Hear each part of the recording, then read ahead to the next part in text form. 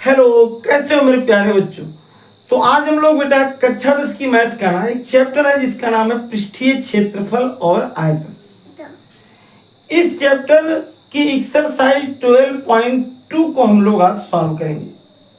तो मुझे उम्मीद है कि कॉपी और कलम लेकर बैठे होगे और सवाल लगाने के लिए एकदम आतुर होगे। तो चलो बिना देर किए हम लोग अपनी इस एक्सरसाइज पर चलते हैं और निश्चित रूप से क्या अगर लगाओगे तो समझ में आएगा। एक काम करना कि अगर तुम्हें यहां से ना देखने का मन कहेगा ना तो बिल्कुल हट लेना, क्योंकि मैथ तभी समझ में आती है जब आदमी एकदम एट लास्ट तक देखता है।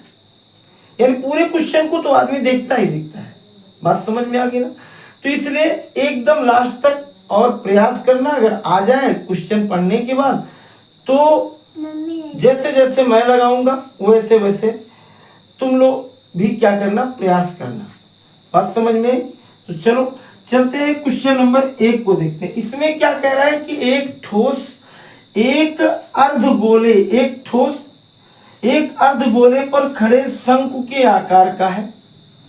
एक ठोस है ना जो एक अर्धगोले पर खड़े शंकु के आकार का है। चलो ठीक है। जिसकी त्रिज्या कितनी है? जिसकी त्रिज्याएं 1 सेमी है। शंकु की ऊंचाई त्रिज्या के बराबर है। इस ठोस का आयतन ज्ञात कीजिए। देखो सबसे पहले हम लोग बेटा ना कह रहा था कोई एक ठोस है और उस ठोस में एक क्या है, एक अर्धगोले के ऊपर एक शंकु रखा गया। समझ में बात आई बेटा।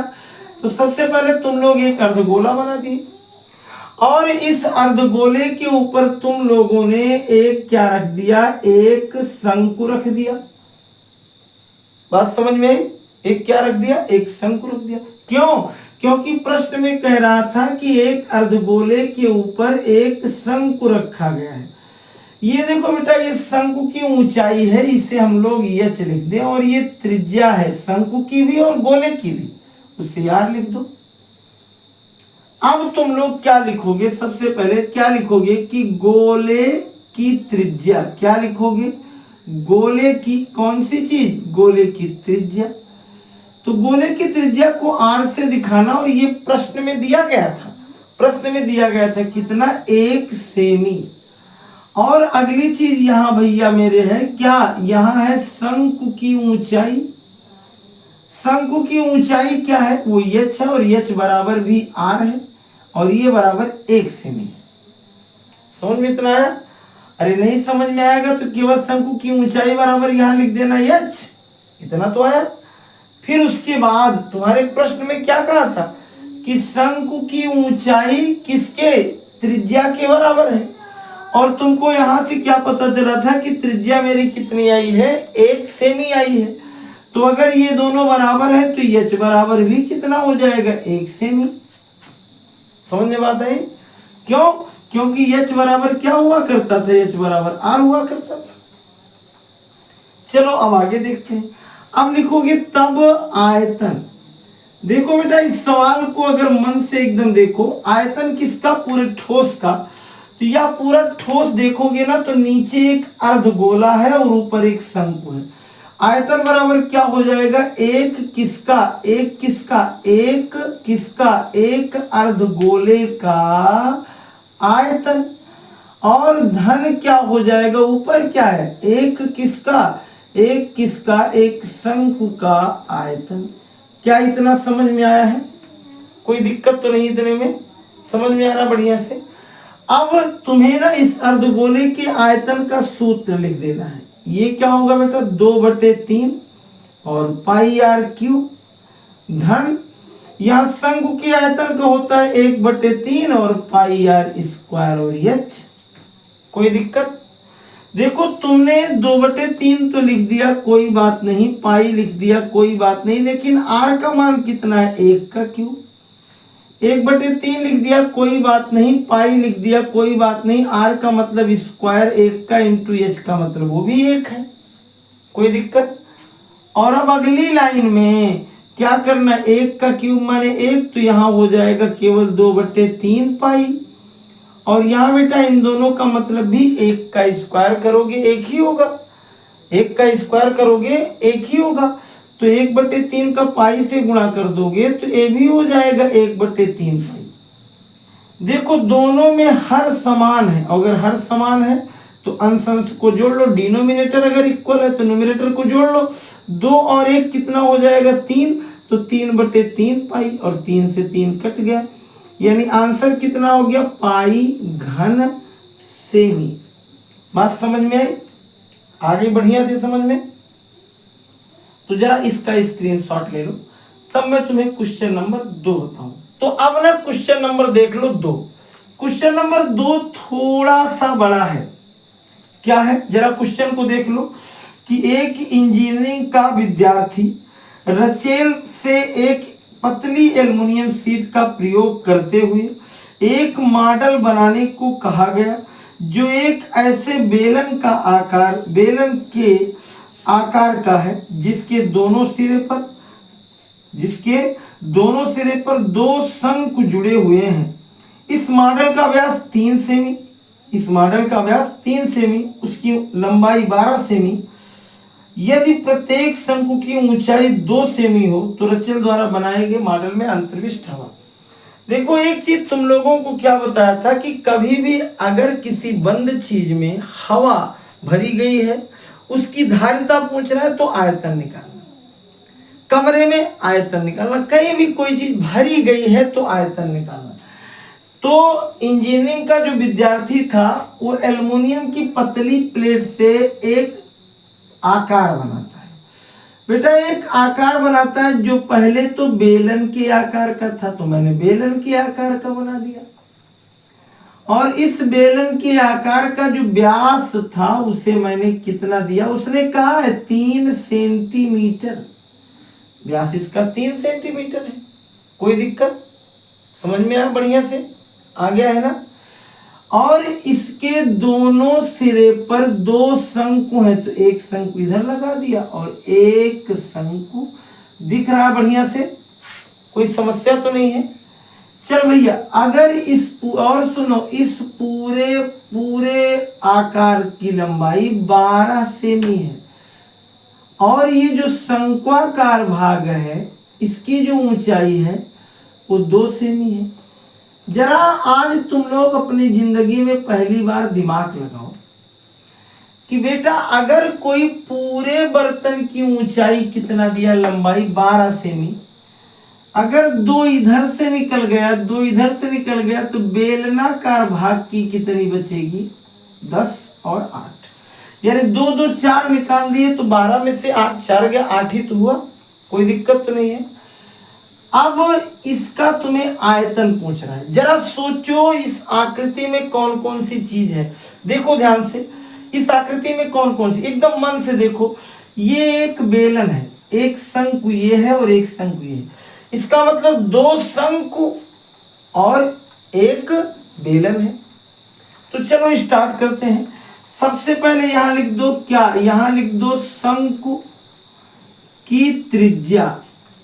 देखो बेटा शंकु का व्यास दिया गया था, या शंकु का नहीं लिख दो, सबसे पहले लिख दो क्या, व्यास बराबर। क्यों? क्योंकि सर जो शंकु का व्यास होगा वही बेलन का व्यास होगा। कोई दिक्कत तो है नहीं? तो एक साथ लिख दो व्यास बराबर कितना, 3 सेमी। और अगर व्यास 3 सेमी आ गया भैया तो त्रिज्या को स्मॉल लेटर आर से मैं दिखा दे रहा हूं, वो हो जाएगा 3/2 सेमी। कोई दिक्कत? एकदम बढ़िया से बताना, कोई दिक्कत कहीं से भी? कोई दिक्कत नहीं। चलो फिर त्रिज्या होगी 8 सेमी। अब लिखोगे शंकु की ऊंचाई। क्या लिखोगे? शंकु की ऊंचाई। तो शंकु की ऊंचाई जरा देखो, किताब वालों ने दिया, ये बराबर कितना हो गया, ये बराबर हो गया कितना, 2 सेमी। अरे भैया अलग अलग शंकु है, मैं भी मान रहा हूं, फिर उसके बाद दोनों को इकट्ठा कर लेना। और बेलन की ऊंचाई क्या होगी, इसे शंकु की ऊंचाई को h1 कर दो, बेलन की ऊंचाई को क्या लिख दो, h2।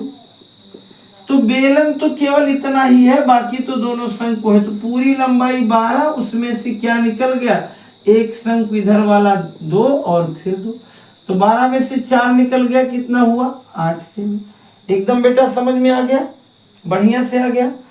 तो अब तुम निकालोगे क्या, यानी तब तुम निकालोगे क्या, आकार का आयतन।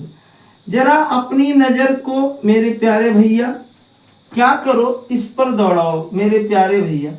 जरा इसको तुम अभी थोड़ी देर पहले कहते कि सर अगर मैं पूरा आयतन निकालूंगा तो दुईठोर मेरे पास शंकु है, अगर दोनों की ऊंचाइयां अलग अलग होती तो मैं अलग अलग लिखता, लेकिन दोनों की शायद इसकी भी दो, इसकी भी दो, इसकी रेडियस और इसकी, तो एक साथ लिख दूं क्या, 2 गुणे किसका, शंकु का आयतन, 2 गुणे किसका आयतन, शंकु का आयतन। और धन बेटा क्या है, धन क्या है, बच क्या रहा है, बच क्या रहा है इसमें, एक क्या, एक बेलन का आयतन।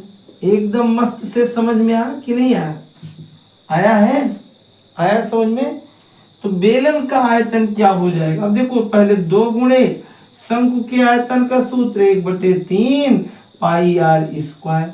लेकिन सर h1 लिखूं कि h2, अरे भैया जो शंकु की ऊंचाई हो तो शंकु की ऊंचाई क्या है, h1 है, तो यहां लिख दो h1 प्लस बेलन का पाई आर स्क्वायर और h2।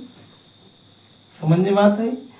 चल बेटा उसके बाद ना यहाँ लिखो 2 गुणे इसका मान, मेरा मन ये कह रहा है कि पूरे सवाल में एक चीज कॉमन है क्या, पाई आर स्क्वायर, इसमें भी पाई आर स्क्वायर, इसमें भी पाई आर स्क्वायर ले लो कॉमन। यहाँ 2 कम 2/3 गुणे h1 का मान कितना है, h1 का मान 2 और धन पाई आर स्क्वायर निकल गए, h2 का मान कितना है, h2 का मान 8। आया समझ में कि नहीं आया।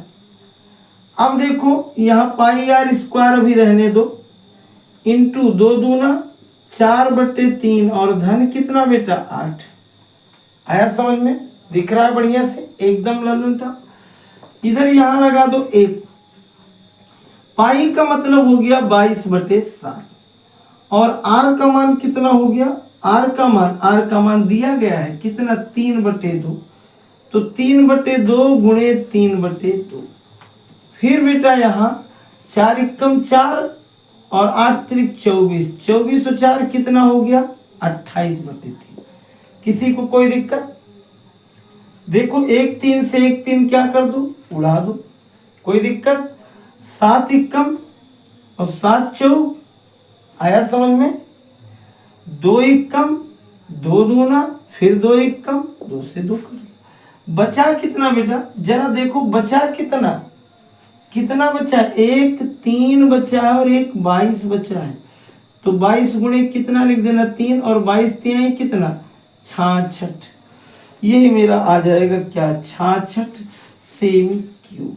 क्या आ जाएगा, ये हवा का आयतन। समझ में बात आ गई, एकदम बढ़िया से आई, कोई दिक्कत तो नहीं थी।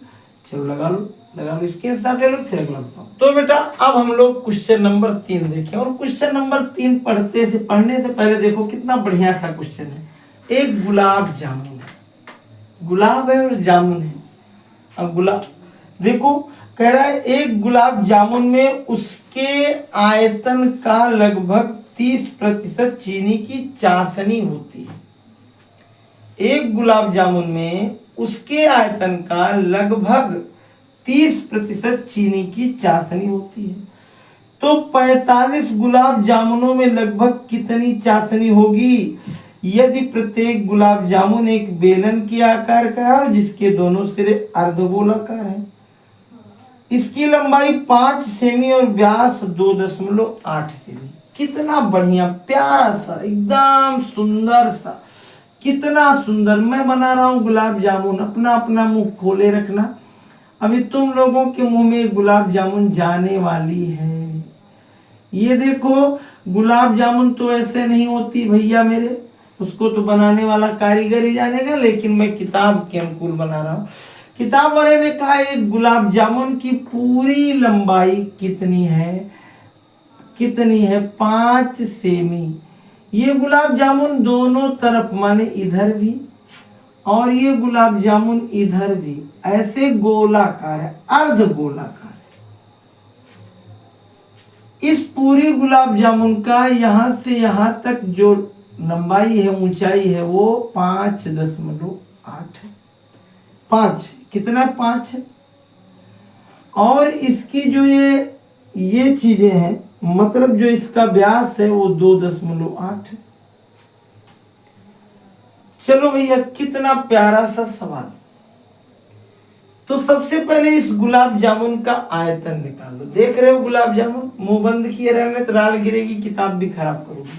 इधर देखो, सबसे पहले क्या है ये, इस गुलाब जामुन की अगर पूरी ऊंचाई देखो, सबसे पहले हम लोग इस सवाल को लगा लेते हैं। पहले मैं यहाँ लिख दूं क्या, यहाँ लिख दूं गुलाब जामुन के दोनों अर्ध गोले वाले भाग, यहाँ लिख दो क्या, यहाँ लिख दो गोले की या का व्यास क्या है, व्यास बराबर 2.8 है। तो त्रिज्या क्या हो जाएगी भैया, त्रिज्या हो जाएगी 1.4 सेमी। अरे भैया, व्यास की आधी त्रिज्या होती है ना। मन हो तो ऐसा कर दो यार, 2.8/2 काट दो 1.4 सेमी। नहीं समझ में आया? अरे यार, 2 कम 2 यहाँ दशमलव लगा था, कट गया, 2 चौक 8 आया समझ। अब एक चीज तो तुम्हें मिल गया कि इसकी ऊंचाई 1.4 यानी त्रिज्या, और इसकी भी त्रिज्या 1.4। अब सोचो कि अगर 1.4 इधर निकल गया, 1.4 इधर निकल गया, तो बचा इतना ही। तो बेलन की ऊंचाई क्या होगी, बेलन की ऊंचाई ये हो जाएगा 5 माइनस दोनों तरफ 1.4, 1.4 का मतलब 2.8, तो ये आ जाएगा 2.2। मतलब बेटा इस केवल बेलनाकार भाग की ऊंचाई 2.2, इससे यच कह देना। आया समझ बेटा? कोई दिक्कत तो नहीं, एकदम बढ़िया से आ रहा है। अच्छा, अब यहां लिख देना तब एक गुलाब जामुन का आयतन। जरा इस सवाल को एकदम प्रेम पूर्वक देखो, इस सवाल को एकदम मन से देखो, इस सवाल को एकदम मन से देखो। तो गुलाब जामुन में क्या था, दो अर्ध गोले का आयतन। अरे भैया, एक अर्धगोला ये है और एक अर्धगोला ये है, 2 अर्धगोला नहीं हुआ। तो 2 अर्धगोले का आयतन और धन क्या लिख दो, एक ठीक क्या है, एक किसका है, बेलन का आयतन। समझ में बात है? तो जब तुम एक गुलाब जामुन का आयतन निकाल रहे हो, तो 2 अर्धगोले का मतलब 2 गुणे अर्धगोले का आयतन 2/3 और पाई आर क्यूब, धन बेलन का आयतन पाई आर स्क्वायर एच। क्या समझ में आया है? आया है? कोई दिक्कत तो नहीं लग रही? तो 2 दूना क्या हो जाएगा, 4 और 4/3।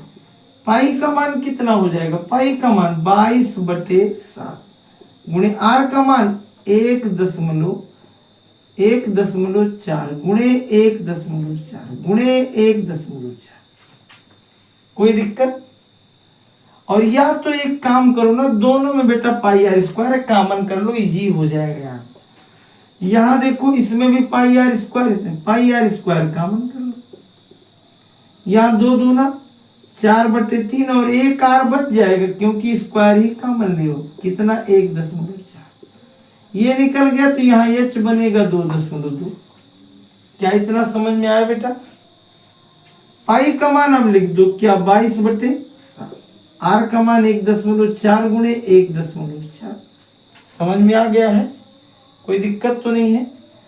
यहाँ देखो, 14 चौका 56, 5.6/3 और धन 2.2। दिमाग लगाओ, दिमाग। 7 एकम 7, 7 दूनी 14, 14 दूना 28, तो 22 गुणे 2 अंक पर 0.28। कोई दिक्कत? यहाँ एक लगा दो, 56 एकम 5.6, 5.6 और ये कितना 6.6 और बटे कितना हो जाएगा 3। क्या इतना समझ में आया है? यहां मेरा हो गया क्या 22, देखो अभी बाद में गुणा करना, 22 गुणे 0.28 और गुणे इन दोनों को जोड़ दो, 6 6 12 के 2 और 6 5 11 1 12 और फिर एक अंक पर डेसिमल लगा करके बटे 3 कर दो। कोई दिक्कत? यानी ये तुम्हारा आ गया किसका, ये तुम्हारा आ गया एक गुलाब जामुन का आयतन। थोड़ा सा मैं यहीं इसको रोक देता हूं, यहां लगा लो पहले, यहां लिखोगे तब कितने का निकालना है, 45 गुलाब जामुन का। तब 45 किसका, गुलाब जामुन का आयतन। एक गुलाब जामुन का आयतन इतना है 22 गुणे 2.28 गुणे 12.2 बटे 3 और तब 45 का क्या हो जाएगा, 45 गुणे 22 गुणे 0.28 गुणे 12.2 बटे 3। काट दो इसको बेटा, और काटोगे तो ये कितना हो जाएगा, 15 3 45। क्या इतना समझ में आया है? आया है। अब मैं एक काम करता हूं, 15 का इससे गुणा कर देता हूं, 15 दूना 30 के 0 और फिर 15 दूना 30 3 33 गुणे 0.28 और गुणे 12.2। ये बेटा 45 गुलाब जामुन का क्या आया, क्या आया, आयतन। जरा एक काम करो, इसका एक 0 हटा दो तो ये हो जाएगा 33 गुणे 0.28 और गुणे दशमलव इसका खत्म कर दूंगा 122। ये कितना आया, ये 45 गुलाब जामुन का क्या आया, आयतन। लिखोगे एक गुलाब जामुन में चाशनी क्या है, 30% है। एक गुलाब जामुन आप आयतन का 30% है तो ये 45 का आयतन है, तब 45 में चाशनी देखो 33 गुणे 0.28 गुणे 122 गुणे 30 बटे कितना 100। समझ में आ गया है? एक 0 से एक 0 उड़ा दो, आया समझ में? अब ना जरा इनका गुणा कर दो, देखो यहां 33 तिया कितना हो गया 99 गुणे कितना बेटा 0.28 और गुणे कितना 122 और बटे कितना 10। इतना समझ में आया है? तो सबसे पहले तुम लोग यहां देखो गुणा कर लो, 99 में गुणा कर दो किसका 0.28 का, 9 8 72 के 2 हासिल आया 7, फिर 9 8 72 और 7 79, 2 9 18 के 8 हासिल आया 1, 2 9 18 1 19, 2 के 2 9 8 17 9 7 16 और 1 कितना 17 1 1 2। इतना समझ में आया?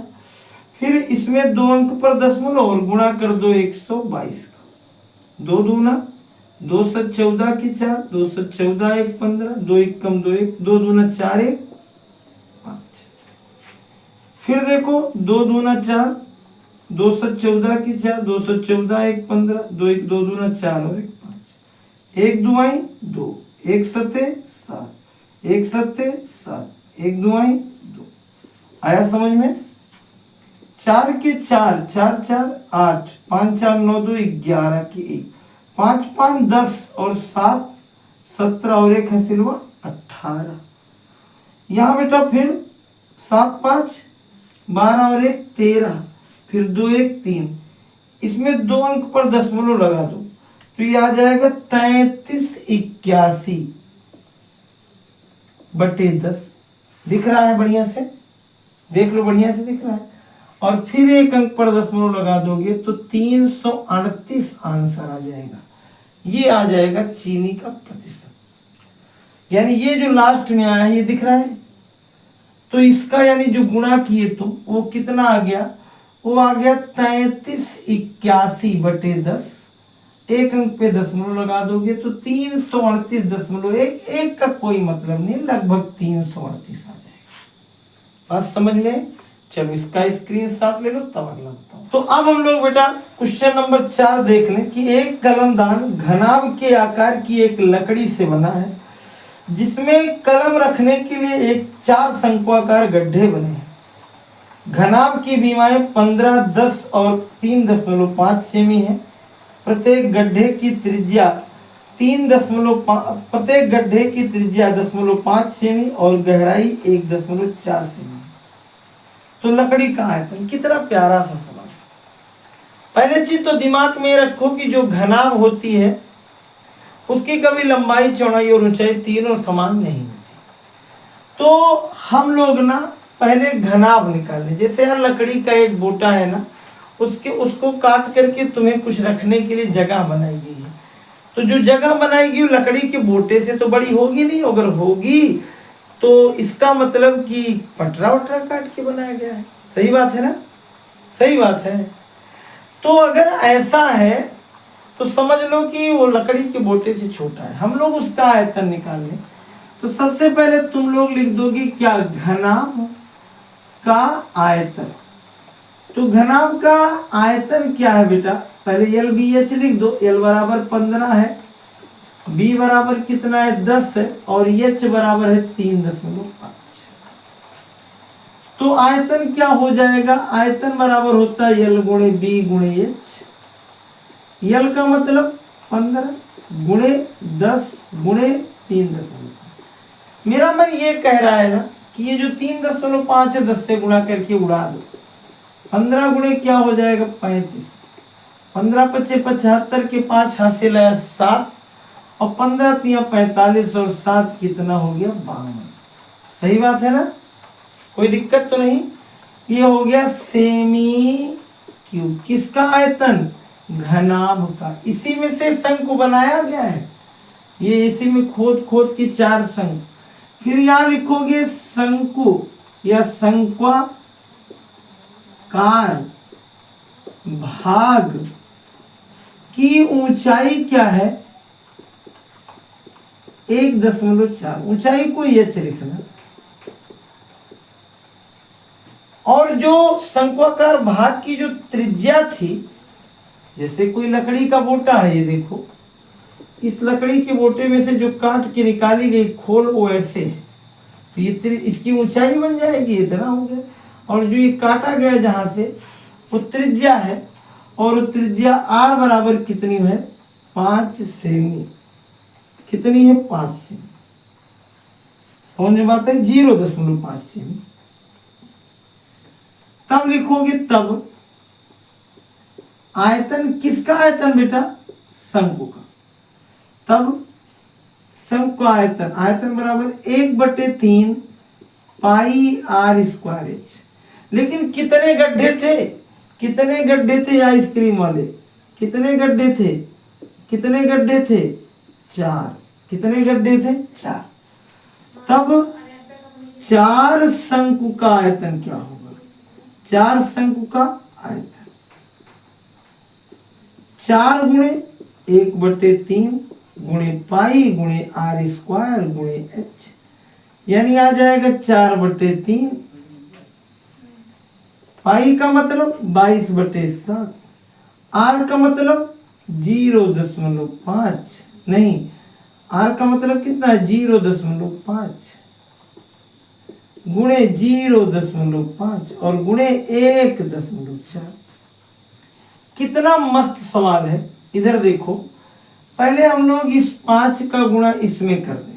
तुम्हें मैं एकदम आसान तरीका बता रहा हूं। तो 5 चौक कितना हो गया? 20। तो 20 का एक अंक पे दशमलव लिखे 2 हो गया, तो 2 गुणे 22/7 त्रिक 21 गुणे, फिर यहाँ कितना हो गया? 5 अभी है, 0.5 गुणे 1.4, फिर 5 का गुणा किए 5 दूनी 10 हुआ ना?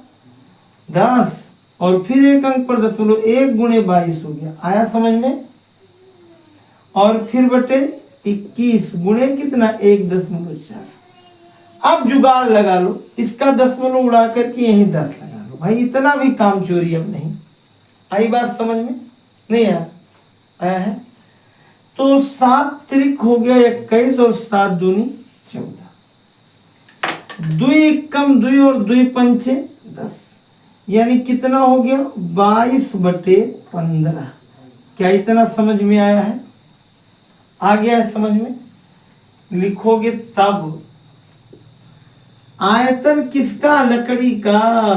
तब लकड़ी का आयतन बराबर पहले कितना था 525, क्या घटा दोगे 22/15।